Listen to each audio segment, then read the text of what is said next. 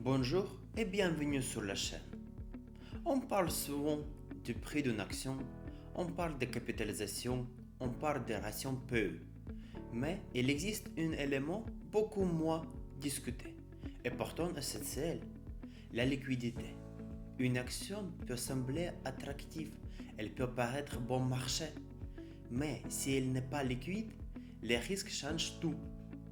Aujourd'hui, on va comprendre pourquoi. La liquidité, c'est la capacité à acheter ou vendre une action rapidement, sans faire fortement varier son prix. Plus il y a d'acheteurs et de vendeurs, plus le marché est fluide. A l'inverse, s'il y a peu d'investisseurs, chaque ordre peut faire bouger les prix. La liquidité, ce n'est pas la qualité d'une entreprise, c'est la profondeur de son marché. Imaginons deux entreprises. La première est très connue.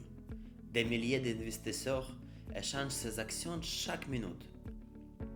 Vous décidez d'acheter, l'ordre est exécuté immédiatement au prix affiché.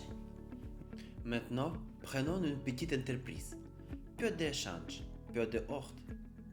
Vous voulez vendre 5000 euros d'actions, mais il n'y a presque personne en face. Pour la vendre, vous devez accepter un prix plus bas. Ce n'est pas la valeur qui change, c'est l'absence d'acheteurs. C'est le bon moment pour vous abonner. Et on continue. Quand on parle de liquidité, il faut comprendre le spread. Il y a toujours deux prix, le prix acheteur, bid, et le prix vendeur, ask. La différence entre les deux, c'est le spread. Dans une action très liquide, cette différence est presque invisible. 100 € à l'achat et 100,01 à la vente. Presque rien. Mais dans une action peu liquide, ça peut être très différent. Par exemple, 100 € d'achat et 102 € à la vente.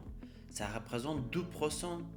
Cela signifie que vous achetez et revendez immédiatement, vous perdez déjà environ 2% sans que le marché ait réellement bougé.